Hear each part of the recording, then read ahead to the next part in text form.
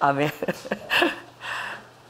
우리 송윤아주 집사님을 주님께서 너무 사랑하셔서 빨리 응답하실 줄 믿습니다. 우리 옆 사람 인사하겠습니다. 사랑 안에 두려움이 없습니다.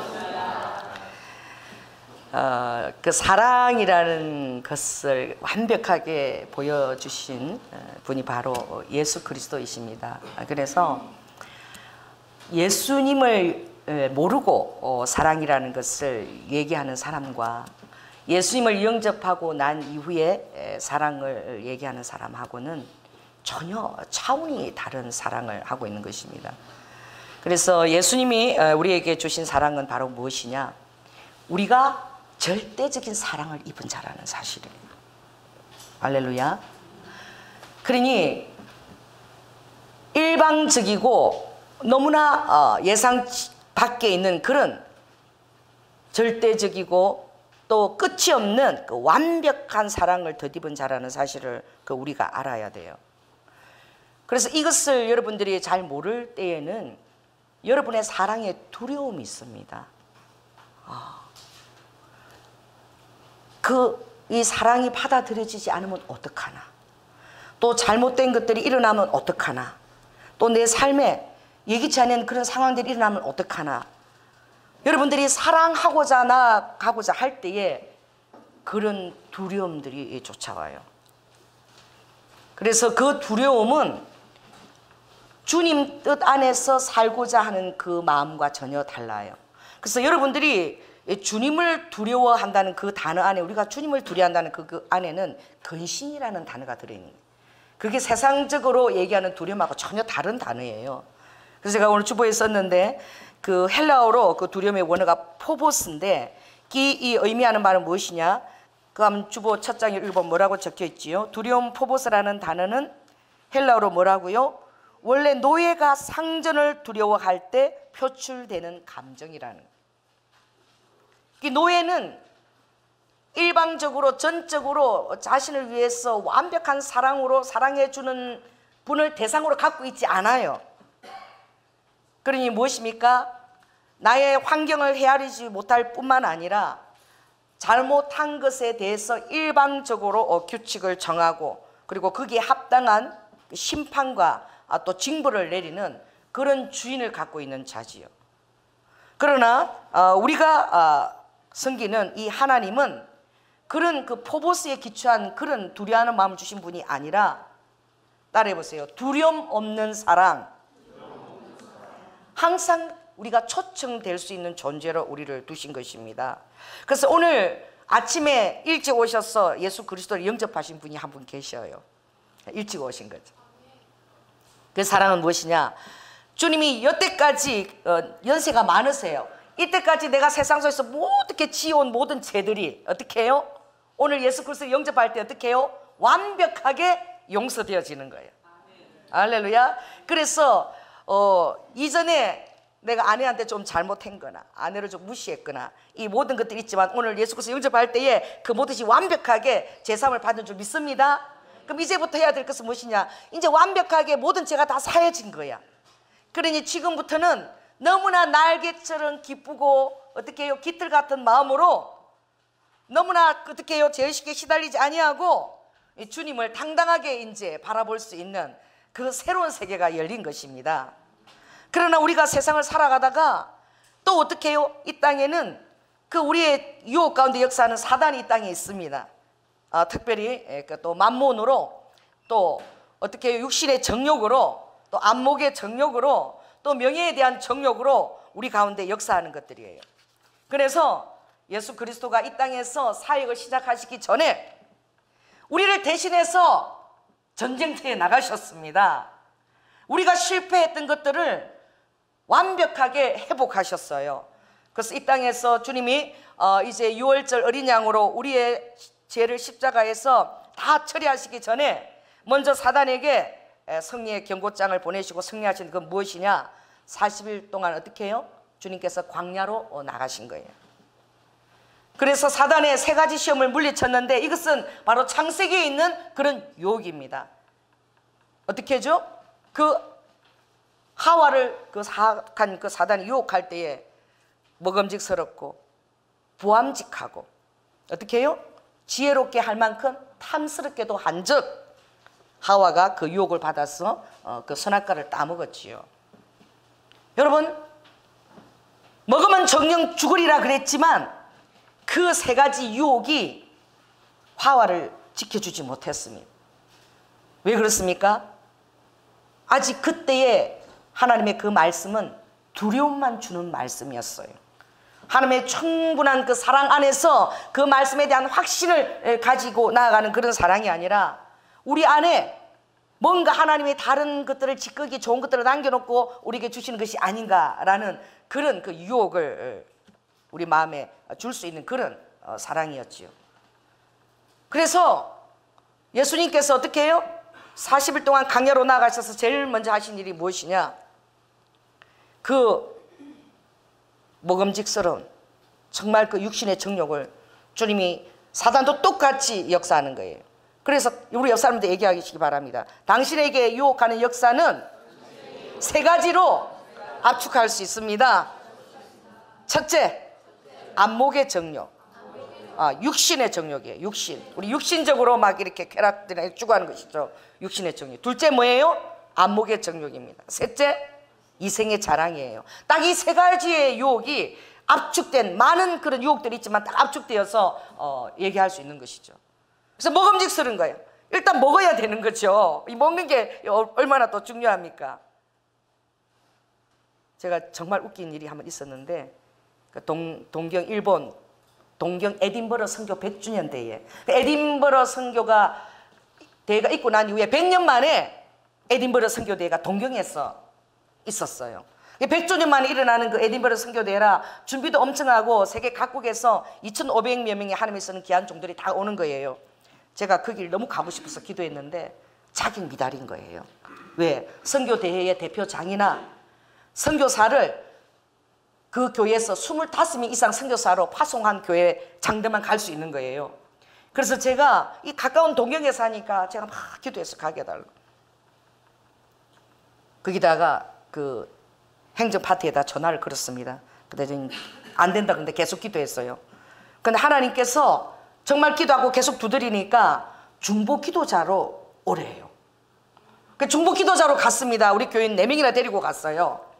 그래서 그 선교에 대해 가서 그 정말 전 세계적으로 쓰는 2,500명의 그 하나님의 종들 안에서 그 기름 부으심을 받고자 나아갔던 것이죠.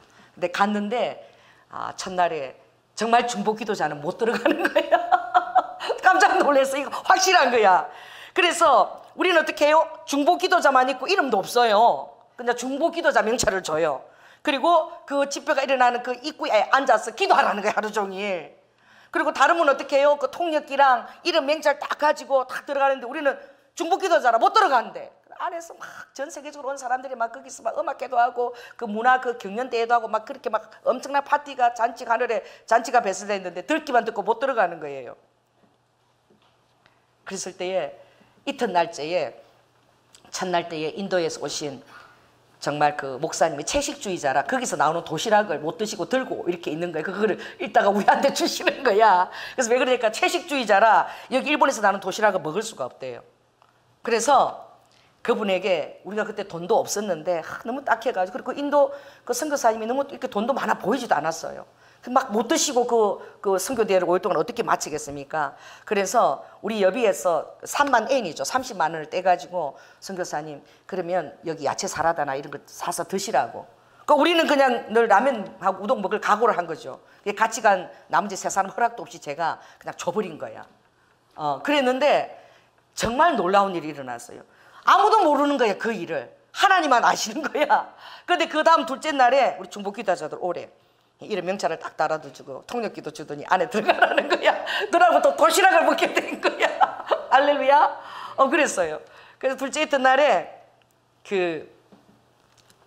너무나 이제 힘들어가지고 한 8층 정도 가서 좀 쉬어야 되겠다 하고 제가 올라갔는데 거기 가서 저를 아시는 그 목사님을 한번 알게 됐어요. 근데 그 목사님이 기도를 해달라고 그래서 기도를 이렇게 하고 있는데 그 옆에서 이렇게 자고 있는 노인네가 이렇게 듣고 있더니 나도 좀 기도 좀 해주면 안 돼요 그러는 거예요. 그래서 그래요? 기도해드리겠습니다. 그 기도를 하는데 주님이 그러시는 거야. 하나님 나라는 먹고 마시는 데 있는 것이 아니라 의와 평강과 희락이다 라고 얘기하시는 거예요. 근데 아들아, 먹는 게 얼마나 중요하냐 그러는데, 그게 다였어. 근데 그분이 막 웃으시는 거야. 알고 보니까 그분이 그 생시, 그 이롬, 그 사장이신 거야. CEO인 거야. 근데 이분은 의사이기도 하고 목사님이시기도 하고 CEO도 되는데, 그 사람들이 자기를 목사를 안 보고 계속 CEO로 보니까 힘든 거예요, 마음이. 그런데 기도 받는데도 먹고 마시는 데 있지 않다 그러니까 마음이 힘들었는데, 먹고 마시는 게 너무 중요하다. 그 주님이, 우리가 여러분 먹고 마시는 게 굉장히 중요한 줄 아십니다. 그러나 여러분들이 하나님의 경계를 뛰어넘어서 그것을 추구해서는 안 된다는 것이죠. 그 경계를 뛰어넘어서 유혹이 올 때 여러분이 거절해야 되는 것입니다. 그래서 여러분들이 주의 말씀 따라갈 때에 아버지가 주신 경계의 말씀을 잘 따르기도 하지만, 그러나 벗어날 일도 생기는 거야, 살다 보면. 그때 우리에게 주어진 것이 바로 무엇이냐? 바로 회개입니다. 할렐루야. 그 회개는 하나님이 우리에게 주신 완벽하고도 정말 두려움없는 사랑 안에 거할 수 있도록 주님이 주신 거예요.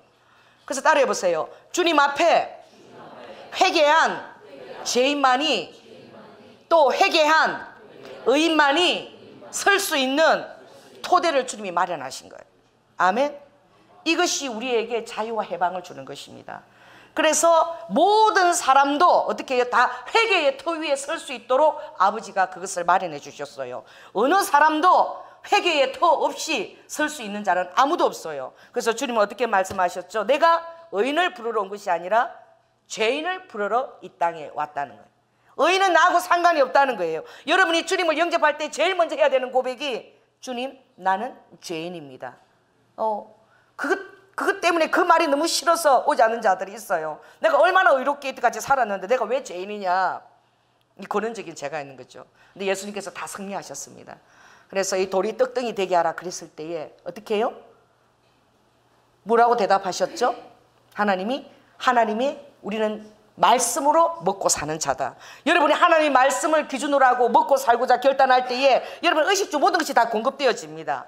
하나님이 그걸 책임을 지세요. 두 번째는 어떻게 해요? 높은 곳에서 너가 뛰어내리라. 그러면 시편 91편에 천사가 너의 발을 밟는다는 말씀 있지 아니하냐. 주님이 뭐예요? 영웅주의를, 가시적인 거, 이런 것들을 너가 보여줘서 너가 얼마나 그 영웅적인 사람인지를 보여주라는 거예요. 기적과 표사를 행하라는 거예요. 여러분, 그때 주님께서는 뭐라고 말씀하셨죠?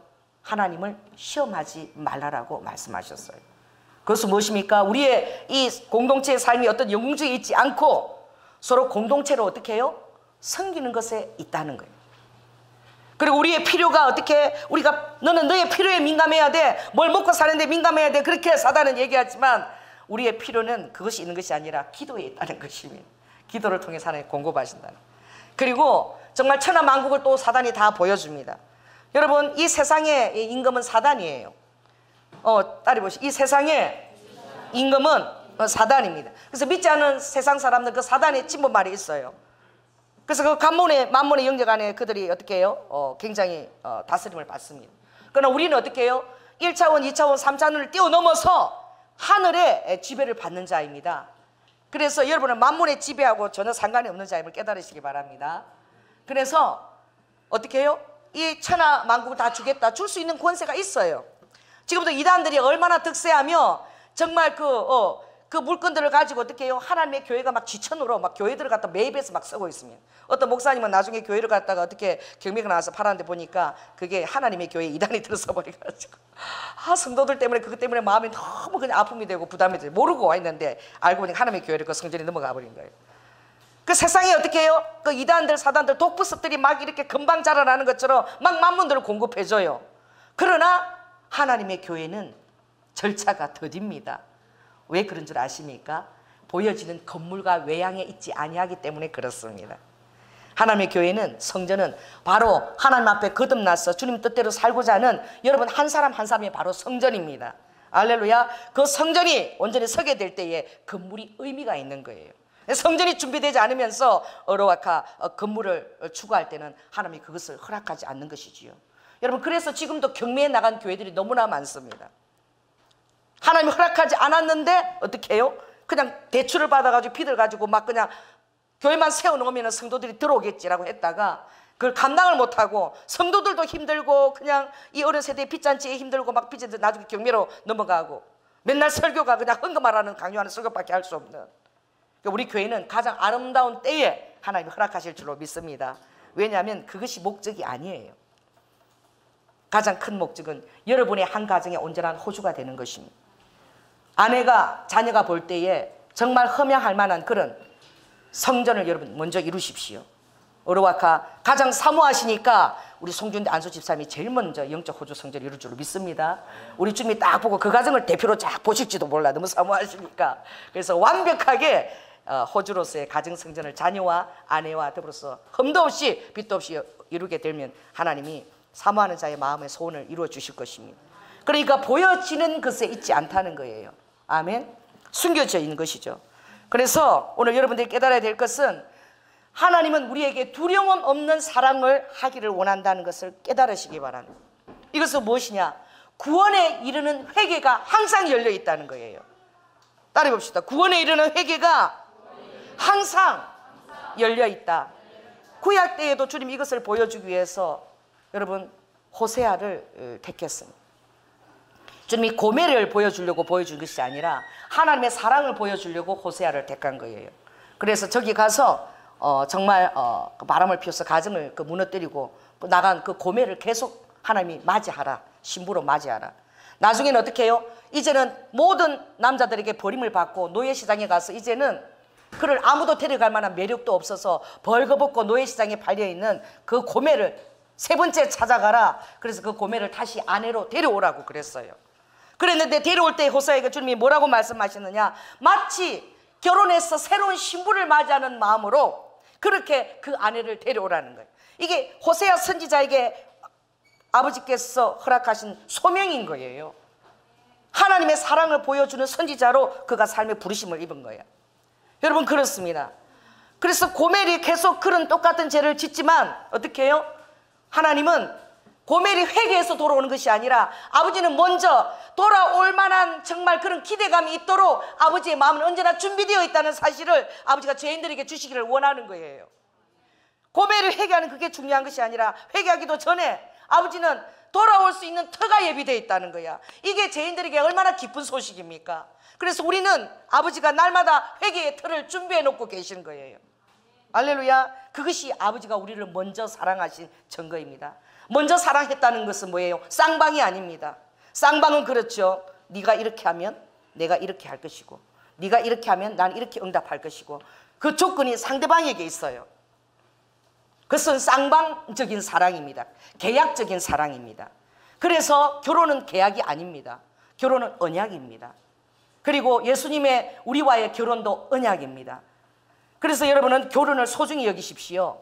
그래서 성경에 보면 언약이라 그랬어요. 쌍방적인. 그래서 주님이 그리스도를 마치 신부를 사랑해서 결혼하는 것처럼 그렇게 아내를 교회를 위해서 자신을 내어 주었다 그랬어요. 아비들이요 아내를 대할 때에 그리스도께서 교회를 위해서 자기의 몸을 내어준 것처럼 그렇게 아내를 사랑하십시오. 아내가 언제라도 돌아올 수 있는 사랑의 틀을 마련해 놓고 계십시오. 할렐루야. 그럴 때 아내가 넉넉히 그 사랑의 틀을 믿고 돌아갈 수 있는 거예요. 물론 인간적으로는 이것이 가능할 수도 있고 불가능할 수도 있죠. 하나님이 그것을 주시면 가능한 것입니다. 그러므로 여러분들이 깨달아야 될 것은, 자 10절 한번 읽겠습니다. 10절. 자 읽겠습니다. 시작. 사랑은 여기 있으니 우리가 하나님을 사랑한 것이 아니요 오직 하나님이 우리를 사랑하사 우리 죄를 위하여 화목제로 그 아들을 보내셨음이니라. 일방적인 사랑입니다. 하나님께서 우리를 사랑하신 사랑은 죄인들을 향하신 사랑이에요. 그러니 아버지가 우리가 죄인이라는 사실을 선제 조건을 아버지가 여시고 아셨습니다. 그래서 우리가 실수한 부분을 주님이 40일 금식하시면서 그 여리고 사막 광야에서 이겨내셨어요. 넉넉히 이기시고 이제 어떻게 해요? 우리를 위해서 대가 지불을 하신 것입니다. 그 대가 지불은 여러분 십자가에서 정말 피 한 방울 물 한 방울 그 심장에 모든 그 물을 다 쏟고 그 혀가 이틀에 붓기까지 그 진액을 다 짜주신 거예요. 당신을 전부 다 주신 것입니다. 당신을 전부 다 주신 그분의 사랑의 토대는 너무나 크고 넓고 강대해서 여러분이 어떤 죄를 짓더라도 회개하면 언제든지 돌아갈 수 있는 아버지의 터가 마련된 것입니다. 그 터는 마치 노예가 주인을 두려워하고 심판을 두려워하고 진노를 두려워하는 그런 터가 아니라, 따라해 보세요. 언제나 돌아갈 본향이 있다. 여러분, 그렇습니다. 그러므로 오늘 여러분의 삶에 용기를 내시기 바랍니다. 할렐루야. 그래서 하나님이 이렇게 말씀하셔서 13절 읽겠습니다. 시작. 그의 성령을 우리에게 주심으로 우리가 그 안에 거하고 그가 우리 안에 거하시는 줄을 아느니라. 여러분, 인간의 그 죄가 주는 여러분 참수하는 세력이 있으니, 여러분의 그 죄를 사단은 계속 참수하면서 그 틈을 가지고 여러분을 괴롭힐 거예요. 때로는 여러분의 삶에 협박도 해야 될 거예요. 여러분, 서 있어야 됩니다. 여러분, 상황을 두려워하지 마십시오. 여러분이 예수 그리스도의 십자가의 사랑을 의지하고 굳건하게 서 있으십시오. 아멘. 그렇게 될 때에 주님은 우리에게 말씀하시기를 아무도 우리를 대적할 자가 없다라고 말씀하셨어요. 여러분, 좀 시간이 걸리지만 여러분들이 좀 성경 그 부분을 찾아서 읽었으면 좋겠습니다. 자, 250쪽 한번 찾아가 보겠습니다. 신약 250을 거기 펼쳐놓고 한번 읽어봅시다.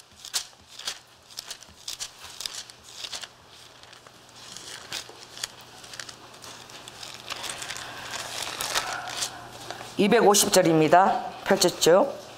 자, 우리가 29절부터 우리가 250쪽을 29절 우리 다 함께 읽겠습니다. 시작. 하나님이 미리 아신 자들로 또한 그 아들의 형상을 본받게 하기 위하여 미리 정하셨으니 이는 그로 많은 형제 중에서 맏아들이 되게 하려 하심이니라. 또 미리 정하신 그들을 또한 부르신 그들을 또한 어렵다 하시고 어렵다 하신 그들을 또한 영화롭게 하셨느니라. 그런즉 이 일에 대하여 우리가 무슨 말 하리요? 만일 하나님이 우리를 위하시면 누가 우리를 대적하리요? 자기 아들을 아끼지 아니하시고 우리 모든 사람을 위하여 내어주시니가 어찌 그 아들과 함께 모든 것을 우리에게 은사로 주지 아니하시겠느냐?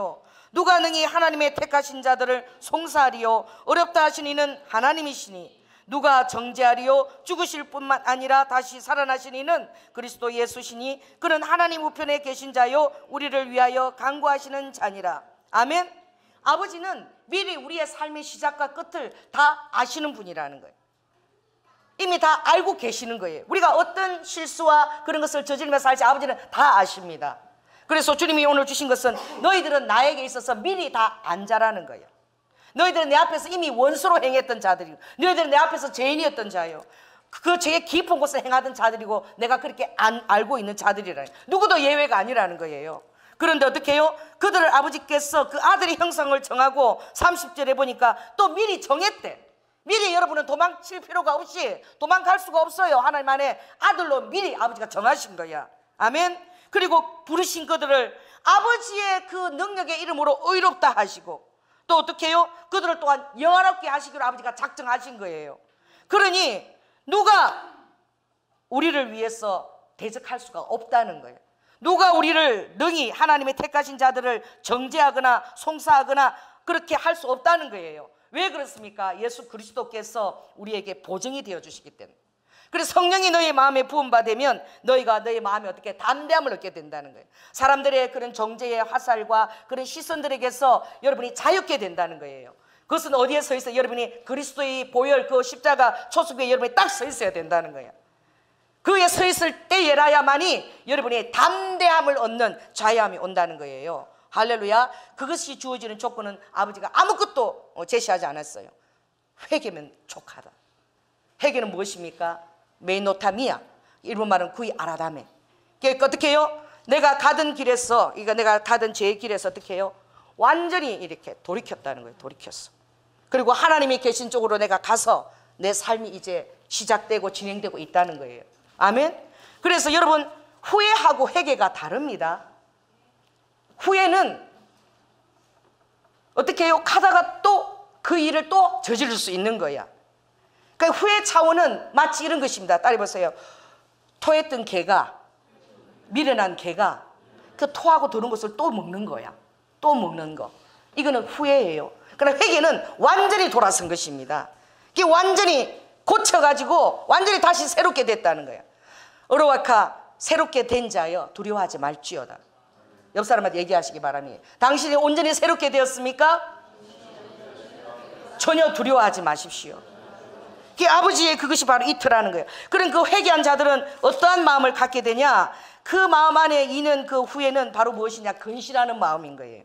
이거는 포보스 사단을 두려워하는 마음이 아니라 오늘 근신 한번 읽어볼까요? 여기 주보에 보면 근신은 하나 둘 셋 넷 다섯. 자, 읽겠습니다. 시작. 근신은 사랑하는 상대방의 마음을 조금도 해치거나 아프게 하지 않으려는 사랑의 의도에서 비롯된 것이다. 이제 예수 그리스도의 사랑을 내가 알고 경험하였고 그것을 다 알고 난 다음에 아버지의 마음을 내가 조금이라도 아프게 하면 어떡하나, 또 내가 옛날 죄를 지어서 아버지의 마음을 또 그것을 성령의 마음을 아프게 하면 어떡하나, 그것에 대해서 내가 늘 깨어있고 조심하고자 하는 마음이 바로 어떻게 해요? 근신하는 마음이에요. 그러니까 우리에게 허락된 마음은 두려워하는 마음이 아닙니다. 우리에게 허락된 마음은 사랑 안에서 근신하는 마음입니다. 따라해보세요. 사랑 안에서 근신하는 마음이다. 그걸 우리 아까 지금 갑자기 생각이 나서 제가 읽겠는데, 그 고린도전서 7장 한번 찾아 제가 가보겠습니다. 롬고후 로마서 다음에 있지요. 거기서 여러분 구원에 이르는 해결을 찾으면 빨리 저에게 말씀해 주시기 바랍니다. 나오지 않으면 그 고린도 후서 7장으로 가겠습니다. 고린도 후서 7장. 7장 있네요. 293쪽입니다. 죄송합니다. 제가 지금 생각이 나서 제가 같이 읽고 싶은데, 자 10절부터 우리가 한번 읽겠습니다. 9절부터 읽겠습니다. 시작. 내가 지금 기뻐함은 너희로 근심하게 한 까닭이 아니요 도리어 너희가 근심함으로 회개함에 이른 까닭이라. 너희가 하나님의 뜻대로 근심하게 된 것은 우리에게서 아무 해도 받지 않게 하려 함이라. 하나님의 뜻대로 하는 근심은 후회할 것이 없는 구원에 이르게 하는 회개를 이루는 것이요 세상 근심은 사망을 이루는 것이니라. 그 사람이 우리에게 얘기하는 이 근심은 뭐예요?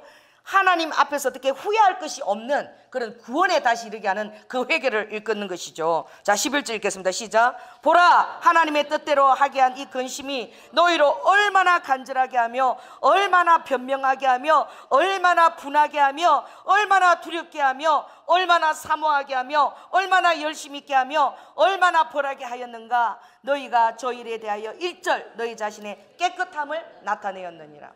내가 하나님 앞에 한때 잘못한 그 일이, 회개라는 것은 이런 감정을 우리에게 불러일으킨다는 거예요. 내가 그때 이거 잘못된 것을 지금 내가 새 사람이라서 여러분에게 너무너무 변명하고 싶어지는 거야. 그리고 그때 일에 대해서 어떻게 해요? 너무나 어떻게 해요? 분한 거예요. 내가 왜 그때 그런 일을 행했을까? 그리고 어떻게 해요? 너무나 이제 그런 일을 다시 한다는 것이 얼마나 두려운 것인가. 그리고 얼마나 이전에 내 거룩한 삶이 얼마나 사모가 되어지는가. 그리고 이제 하나님 앞에서 내가 얼마나 열심히 제대로 살아야겠다는 마음이 드는, 그리고 내가 저지른 일에 대해서 이미 내가 얼마나 많은 정죄를 내가 내린 거고 그게 합당한 죄값을 지불하고자 하는 마음이 내 안에 가득하고 있는 거예요. 이게 바로 구원에 이르는 회개에 합당한 자의 마음입니다. 이것이 후회와 다른 마음이에요. 후회는 자꾸 넘어집니다.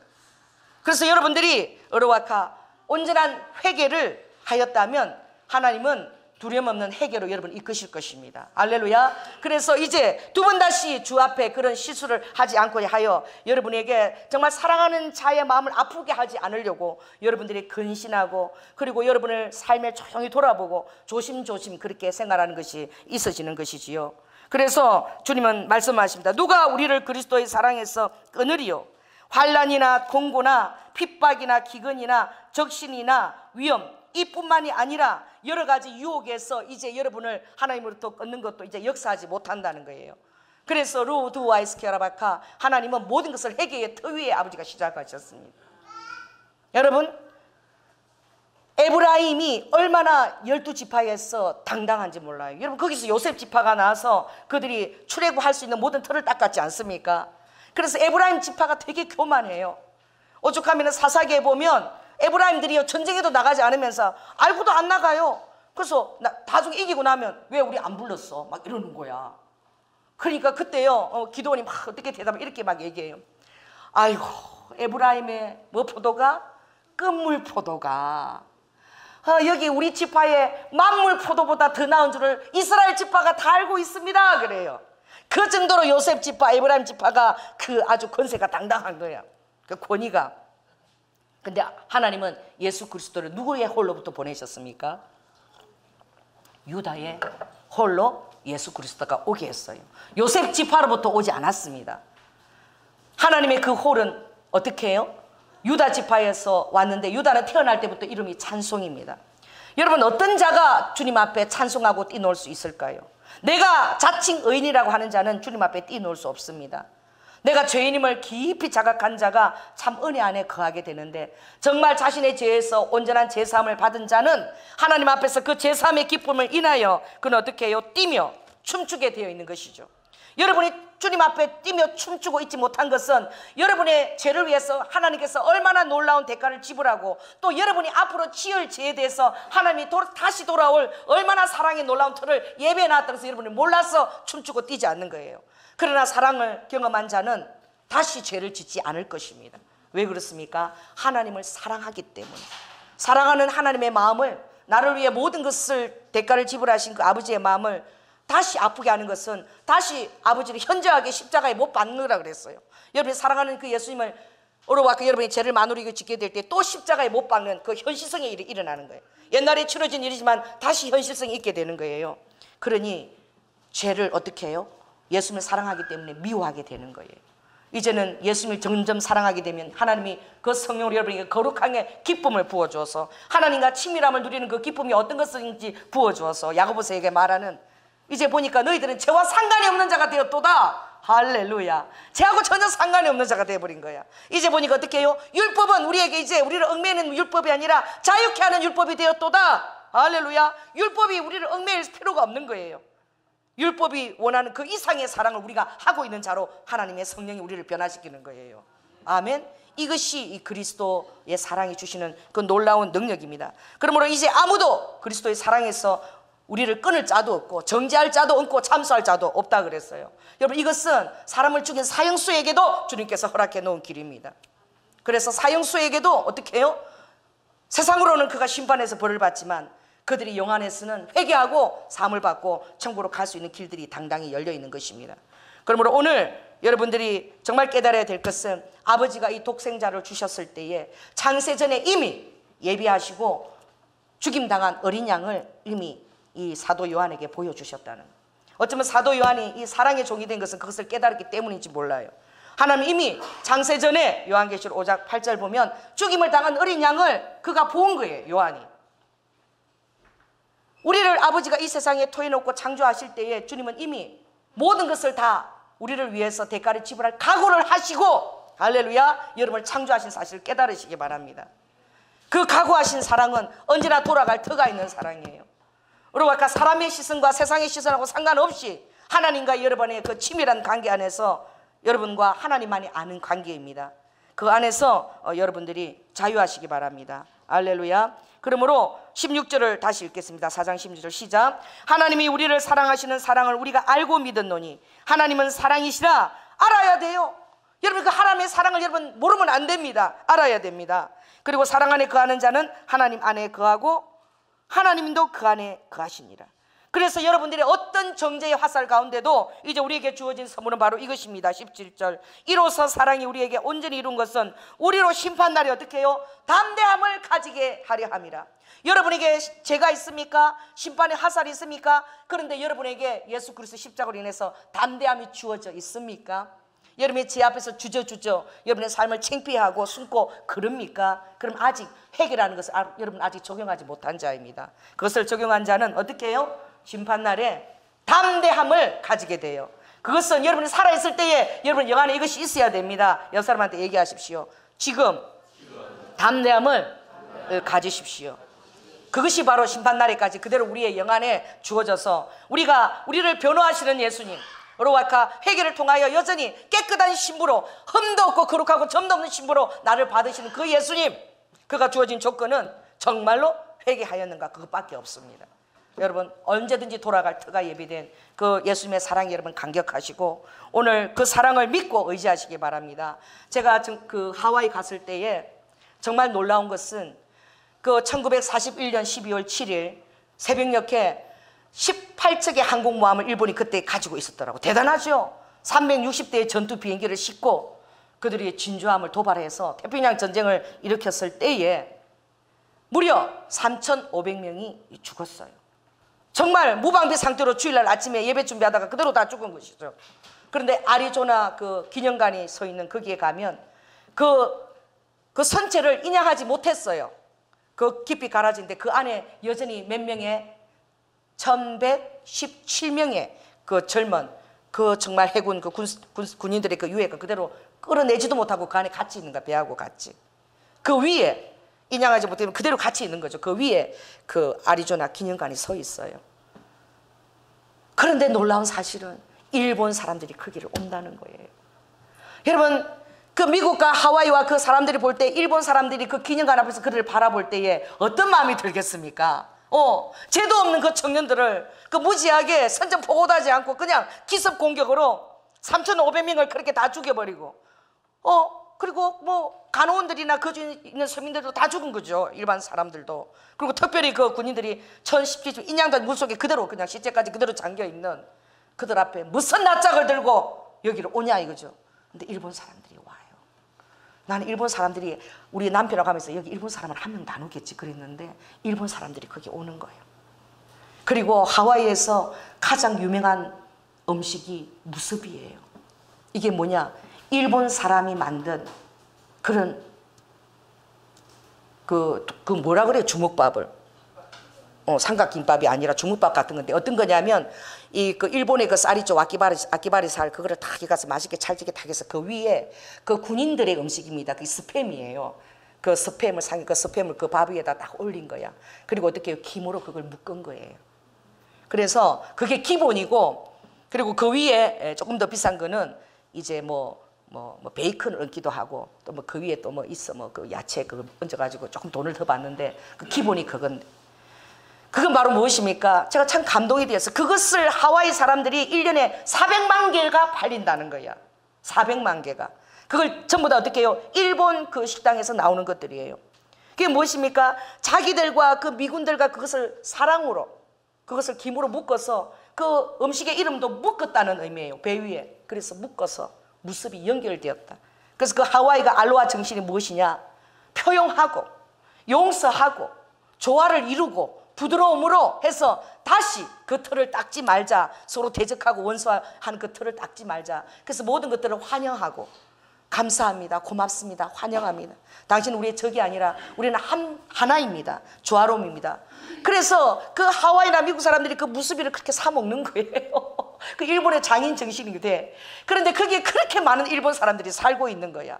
그리고 무수비가 400만 개가 팔린다는 것은 한 달에 38만 개가 팔린다는 것입니다. 하와이의 아까 그 코나 커피와 더불어서 대표적인 그런 음식이 무수비예요. 그걸 가면은 다 아침에는 다 호텔에서 자고 나면 다 그 무수비를 먹어요. 근데 그 무수비가 어떤 마음에서 출발했는지는 사람들이 모를 거예요. 어떤 일본인이 정말 그 자기들의 죄를 사하고 그리고 장인 정신을 가지고 그 정말 미국인들이 그렇게 했는 것들을 어떻게 사죄하면서 그걸 묶으면서 그 일본과 그 정말 잘못된 것들을 하나로 묶는 그 의미에서 그 무수비가 출발되었다는 사실을 누가 알겠습니까? 여러분, 하나님은 음식으로서 그렇게 하지만 그런 문화 속에서 그런 정신이 나오는 거예요. 그래서 이 십자가의 토대는 용서입니다. 할렐루야. 용서 위에 서 있어요. 바로 십자가는 화해입니다. 그래서 아버지는 우리에게 부탁하십니다. 너희가 나아가서 피스메이커가 되어다오. 너희가 나아가서 화해자가 되어다오. 그리고 그 죄와 사단의 사이에서 너희들이 징검다리가 되어서 중보자가 되어다오 라고 우리에게 부탁하시는 거예요. 예수 그리스도의 영은 우리에게 그 화해의 제물이 되어달라고 부탁하고 계십니다. 저는 여러분에게 요청하겠습니다. 옆 사람한테 얘기하시기 바랍니다. 당신이 화해의 제물이 되어주시겠습니까? 왜냐하면 이 세상은 죄로 말미암아 많은 결과들이 가지고 의도치 않은 확대된 그런 모든 그 상황에서 우리를 찔러댑니다. 그 용기를 가지시기 바랍니다. 여러분이 화해의 제물이 기꺼이 되고자 할 때 여러분 예수 그리스도의 사람이 되어서 예수 그리스도의 영으로 모든 것을 평화롭게 화해롭게 다시 조성하는 것입니다. 그러므로 오늘 이 말씀을 다시 한번 읽겠습니다. 19절입니다.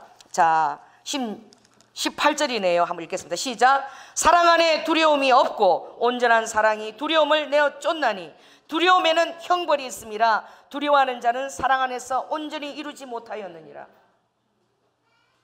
제가 어떤 그 영화를 봤어요. 영화를 봤는데 그 여자 주인공이 결혼하기 전에 지었던 것들로 인해서 악한 것들이 계속 협박을 해대면서 그 결혼 생활을 방해하는 것이죠. 그렇습니다. 그런 상황에 있을 때 어떻게 해요? 우리와 아까 주님은 여러분을 보호하시겠다는 것입니다. 할렐루야. 거기서는 사람이 사는 세상이기 때문에 계속 쫓겨나고 결국은 나중에 그 여자가 자살해버려요. 그런데 그것이 아니라 주님 안에서는 어떻게 해요?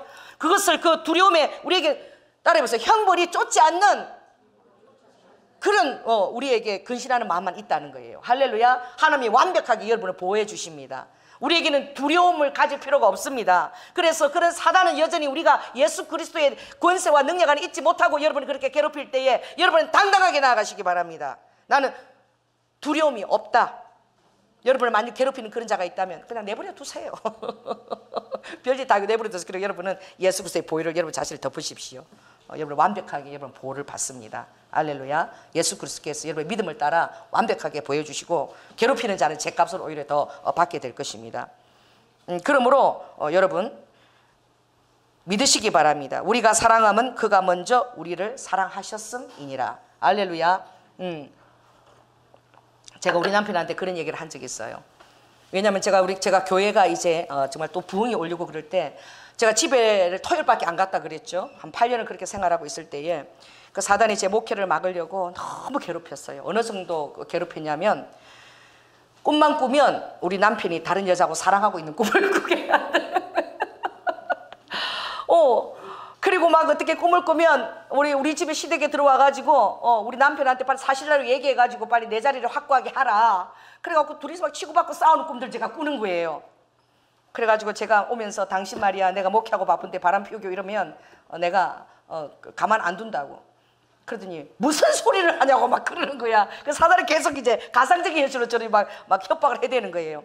그래서 내가 그날 어느 저녁에 가서 계속 내가 꿈에 지금 이렇게 주님이 보여주시는데 사실대로 실토를 해. 이러니까 미치겠다는 거야. 그래서 내가 있잖아 내가 기도한다. 그래서 어떻게 기도하냐. 당신이 만일 바람을 피우면 내가 목회를 해야 되기 때문에 내가 그 여자 쫓아다닐 수도 없어. 내가 알아보러 다닐 수도 없으니까 내가 영권이 있는 사람이야. 당신 바람 피우면 내가 그 여자 바로 죽여버리세요. 하나님 목회하는데 방해되니까 빨리 데리고 가버리세요. 죽여버리세요. 내가 그렇게 기도할 거다. 그래서 우리 남편이 놀래갖고 그래도 그거는 좀 너무 세다. 그 너무한 거 아니야? 그래서 아니 세다라고 하는 거 보니까 좀 이상한데. 그런 적이 있습니다. 여러분 그렇습니다. 여러분이 할 수 없는 거 하지 않아도 돼요. 제가 그런 것도 있었지만 정말 모르는 상황인 거야. 진짜 우리 남편이 바람 피우지 안 피우지 모르는 상황인 거야. 계속 꿈으로 보여주고 사단이 계속 그렇게 할 때 제가 마음에 좀 그런 힘든 게 있지 않겠습니까? 그러나 딱 믿었습니다. 하나님 죽여버리세요. 목회 방해되니까 때려 죽여버리세요. 그랬더니 그러고 난 다음에 저는 그냥 목회 잘했어요. 할렐루야. 그 믿음입니다. 할렐루야. 그 여러분이 주님 앞에 담대해야 돼요. 믿음 가운데 있어야 돼요. 예화가 좀 우습지만 그 정도로 여러분이 담대한 가운데 있어야 된다는 것입니다. 주님이 그렇게 완벽하게 여러분이 주님 뜻 안에 있기만 한다면 아까 제가 참소하는 어떤 상황이 여러분 인생에 있었더라도 주님 뜻 안에 여러분 해결하고 있기만 한다면 절대 사단이 여러분 건들 수 없습니다. 할렐루야. 그래서 담대함을 가지시고 우리와 아까 심판날에까지 그 담대함을 갖고 가기 위해서는 지금 삶에서 여러분이 담대해야 됩니다. 할렐루야. 그럴 때에 사단도 이제 꼼짝 못하고 우리와 아까 그가 떨어져 나갈 것이고 하나님도 여러분을 더 기뻐하시고 여러분이 정말 사모하는 자리에 주님이 세워주실 줄로 믿습니다. 기도하겠습니다. 할렐루야. 사랑의 주님 은혜를 감사를 드립니다. 아버지 하나님 오늘 너가 주님의 사랑을 알고 믿었느냐라고 묻고 계십니다. 주님 감사합니다. 주님의 창세전에 이미 우리를 위해서 대가를 예비하시고 우리를 빚으셨고 우리는 아버지 하나님 죄를 짓고 넘어지고 그런 순간에까지 미리 아신 자이며 미리 아버지가 부르신 자이며 이미 영화롭게 한 자들입니다. 그러므로 참사하는 세력에 아버지 당할 때에 아버지 내 마음에 끄리낌이 없이 내가 회개 가운데 가정을 거쳤는지 그것만 점검하게 하여 주시옵소서. 어떤 사단이 우리를 정죄하고 아버지 우리를 힘들게 하더라도 아버지 하나님 사단아 너가 정죄할 화살이 없다라고 강하고 담대하게 아버지 선포하며 그 자리에서 하나님의 은혜를 공교히 아버지 믿음으로 그 은혜를 은혜되게 하는 자가 되게 하여 주시옵소서. 사랑이 많으신 예수님 이름으로 기도드립니다. 아멘. 예, 성만 성찬식을 하기 전에 여러분들이 고린도전서 11장을 먼저 좀 읽어 주셔야 되는데 제가 페이지를 가르쳐 드릴게요. 11장 그 277쪽입니다. 277쪽 11장 27절에서 30절까지 우리 함께 했습니다. 시작. 그러므로 누구든지 주의 떡이나 잔을 합당치 않게 먹고 마시는 자는 주의 몸과 피를 범하는 죄가 있느니라. 사람이 자기를 살피고 그 후에야 이 떡을 먹고 이 잔을 마실지니 주의 몸을 분변치 못하고 먹고 마시는 자는 자기의 죄를 먹고 마시는 것이니라. 이러므로 너희 중에 약한 자와 병든 자와 잠자는 자도 적지 아니하니 라는 말씀이 있어요. 우리가 성만찬을 대할 때에 그냥 형식적으로 막 함부로 대하게 되면 우리가 어떻게 된다는 거예요? 갑자기 약해지거나 병들거나 죽기도 할 수 있다는 것입니다. 그러므로 이 말씀을 붙들고 우리가 한번 우리가 모르는 것까지도 이 시간 주님 우리를 회개케 해주시고 모든 것 사해달라고 기도하고 성만찬 들어가겠습니다. 기도하겠습니다. 성령 하나님 감사합니다. 아버지 우리를 위해서 주님께서 실제적으로 아버지 안에 세상 속으로 오셔서 독생자를 주셔서 아버지 죄의 대가를 다 지불해서 우리가 그 놀라운 제사함뿐만 아니라 회개를 통하여 언제나 아버지 깨끗하게 주님 품으로 돌아갈 수 있는 기회를 마련해 주셨습니다. 아버지 그럼에도 불구하고 죄를 마누리 짓는 것이 있다면, 제가 알지 못하는 죄가 있다면, 엄밀한 죄가 있다면, 마음으로 생각한 죄가 있다면 주님 이 시간 아버지 하나님 용서하여 주시옵소서. 에로와카 회개합니다. 깨끗게 하여 주시고 주의 아버지 하나님 이 뜻과 아버지 하나님 주의 피를 아버지 몸과 살을 대할 때에 아버지 우리가 합당하게 먹고 마실 수 있도록 은혜를 예비하여 주세요. 사랑이 많으신 예수님 이름으로 기도드립니다. 아멘. 그럼 성만찬 위원들 나오셔서 준비하겠습니다. 찬송가 몇 장이죠? 141장 부르겠습니다. 찬송가 141장 부르면서 준비하겠습니다.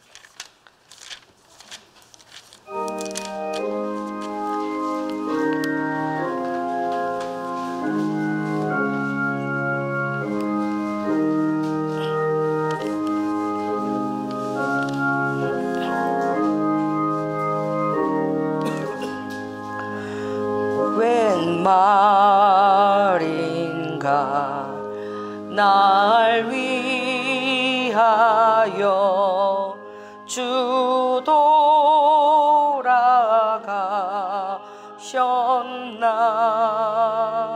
이 벌레가 든 날 위해 그네 받으셨나. 2절입니다. 내 지은 죄 다 지시고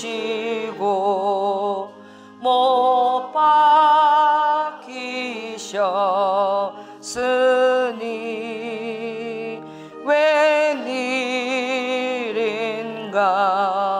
웬은혜인가 그 사랑 크셔라. 다 함께 기도하겠습니다. 전능하신 하나님 감사를 드립니다. 아버지 하나님 우리를 위해서 주님의 몸과 아버지 하나님 흘리신 그 피를 인하여 감사를 드립니다.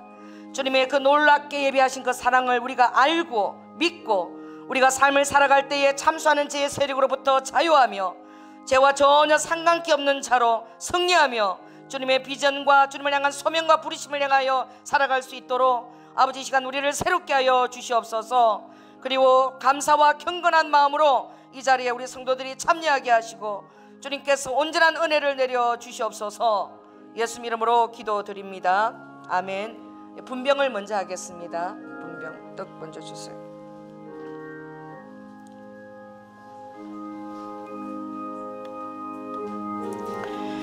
주 예수 그리스도께서 잡히시던 밤에 떡을 가지사 축사하시고 이것은 너희를 위한 내 몸이니 이것을 먹고 나를 기념하라. 주께서 상하신 몸과 찢기신 그 살로 우리의 모든 죄악을 감당하신 것을 감사드리며 고난 당하신 주님의 몸을 기념하며 이 분병에 임하고자 합니다. 아멘. 네, 분잔해 주세요.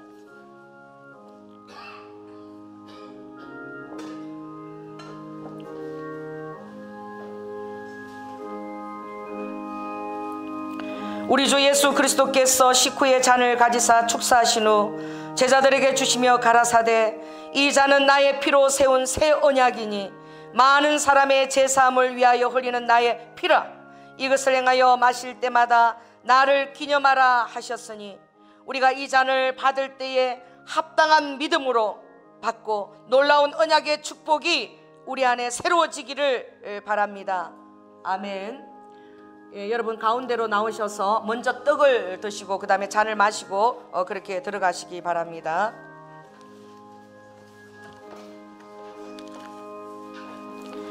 진실로 진실로 이르노니 썩는 양식을 위하여 일하지 말고 영생하도록 있는 양식을 위하여 하라. 이 양식은 인자가 너희에게 주리니 인자는 아버지 하나님의 인치신 잔이라. 내가 진실로 진실로 너희에게 이르노니 하늘에서 내린 떡은 모세가 준 것이 아니라 오직 내 아버지가 하늘에서 내린 참떡을 너희에게 주시나니, 하나님의 떡은 하늘에서 내려 세상에게 생명을 주는 것이니라. 내가 곧 생명의 떡이니 내게 오는 자는 결코 줄이지 아니할 터이요 나를 믿는 자는 영원히 목마르지 아니하리라. 아버지께서 내게 주시는 자는 다 내게로 올 것이요 내게 오는 자는 내가 결코 내어 쫓지 아니하리라. 내가 하늘로서 내려온 것은 내 뜻을 행하려 함이 아니요 나를 보내신 이의 뜻을 행하려 함이니라. 나를 보내신 이의 뜻은 내게 주신 자 중에 내가 하나도 잃어버리지 아니하고 마지막 날에 다시 살리는 이것이니라.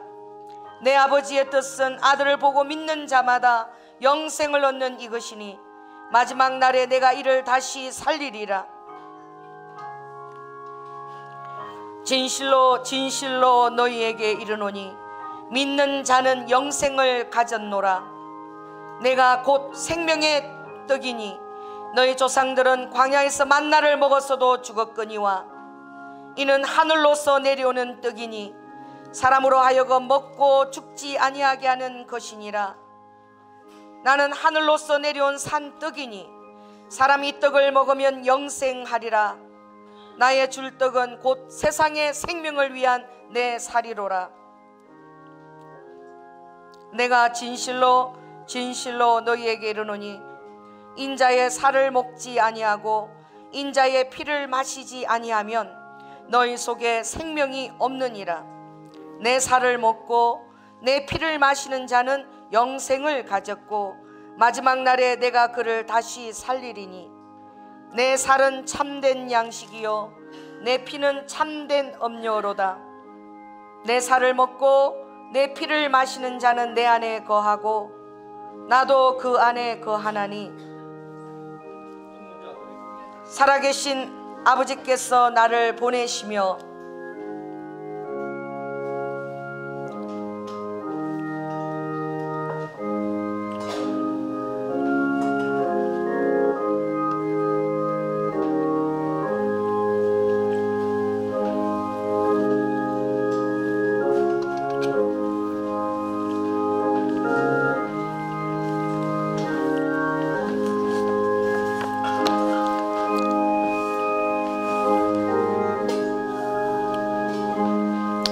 이것은 하늘로서 내려온 떡이니 조상들이 먹고도 죽은 그것과 같지 아니하며 이 떡을 먹는 자는 영원히 살리라.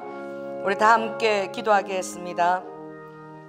주님 감사합니다.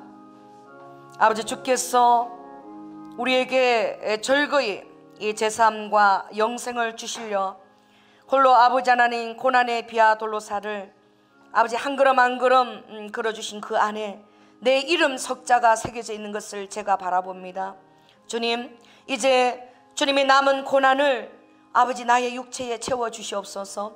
이제 내가 죄를 위해서 아버지 죄를 극복하기 위해서 사는 자가 아니라 아버지 주님의 그 놀라운 영생의 유업을 위하여 아버지 그 복음을 위하여 고난을 내 몸에 채우는 자로 살게 하여 주시옵소서. 아버지 이후로 전혀 다른 승리의 삶을 제가 살게 하여 주시고 저와 상관없는 자가 되게 하여 주시옵소서. 사랑이 많으신 예수님 이름으로 기도드립니다. 아멘.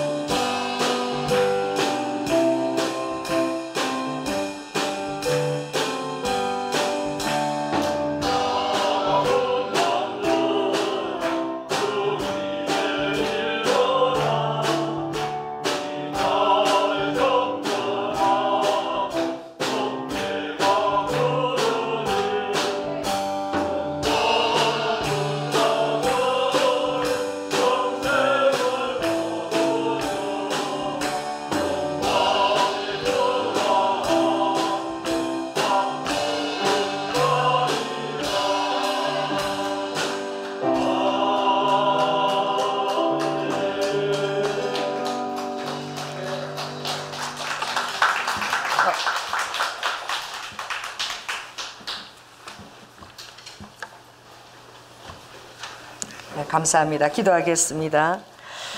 감사합니다. 주님, 우리가 아직 연약할 때에 또 우리가 죄인 되었을 때에 우리가 주님과 원수로 행했을 때에 주님이 약속하신 대로 아버지는 우리를 위해서 아버지의 죽어주심으로 말미암아 우리에게 대한 아버지의 사랑을 확정해 주심을 인하여 감사를 드립니다. 아담 한 사람의 범죄로 인하여 사망이 모든 인류에게 들어온 것처럼 우리에게 사망으로 왕노릇하였으나 이제 더욱 놀라운 은혜와 의의 선물을 예수 그리스도로 발미암아 넘치게 받아서 이제 아버지는 생명의 약속으로 영생으로 우리가 초대된 자입니다. 아버지 그 사실을 깨닫고 이제 우리가 주님 앞에서 사랑과 능력과 근신하는 마음으로 예수 그리스도의 마음, 내 신랑 되신 예수님의 마음을 아프게 하지 않으려고 아버지 모든 삶에 근신하며 아버지 하나님 경건하게 행하는 저희들이 되게 하여 주시옵소서. 아버지 그렇게 살도록 주께 성령께서 우리에게 부음받으어서 도우실 줄 믿고 감사를 드립니다. 오늘도 주님 전에 나올 때에 우리 삶의 모든 스토리와 이야기를 담아서 감사와 귀한 헌물로 드린 모든 손길을 기억하시고 하나님의 아버지 주의 전과 선교를 위하여 아낌없이 쓰임받을 수 있도록 주님 축복하여 주시옵소서. 우리의 삶에 하늘의 분깃을 여시고 하늘의 이슬의 기름 부심으로 말미암아 성실하게 아버지 하나님 그 진실하신 돌보심이 우리 안에 있게 하여 주시고 땅의 기름짐으로 또 성령이 우리를 기쁘게 여기심으로 말미암아 우리의 얼굴에 아버지 기쁨의 즐거움의 빛이 가득하게 하시고 희락의 기름 부심으로 가득 채워 주시옵소서. 우리 청년들을 축복합니다. 믿음의 귀한 배우자들 허락하여 주시고 우리 자녀들이 하나님의 그 말씀과 교훈으로 양육되며 자랄 때에 아버지 그 부모들에게 물건을 더욱더 열어주시사 그들의 하나님 사람을 키우기에 부족함이 없도록 모든 것들을 아름답게 공급하여 주시옵소서. 사랑이 많으신 예수님 이름으로 기도드립니다. 지금은 죽기까지 순종하시며 사랑의 본이 되어주신 예수 그리스도의 은혜와 독생자 아들을 아끼지 아니하시고 우리를 위해 내어주신 성부 하나님의 극진하신 사랑과 성령님의 교통하신 감화하심으로 이제 우리에게는 두려움 없는 사랑, 형벌이 없는 사랑이 이미 주어진 것을 믿고 알고 어떤 상황에서도 죄의 두려움의 권세에 굴복당하는 자가 아니라 참수하는 사단에게 굴복당하는 자가 아니라 하나님의 그 사랑의 그 해방의 기쁨을 믿고 회개하는 그 터 위에 아버지 하나님 담대하게 아버지 서 있고자 하는 성도들 위에 지금부터 영원토록 함께할 지어다.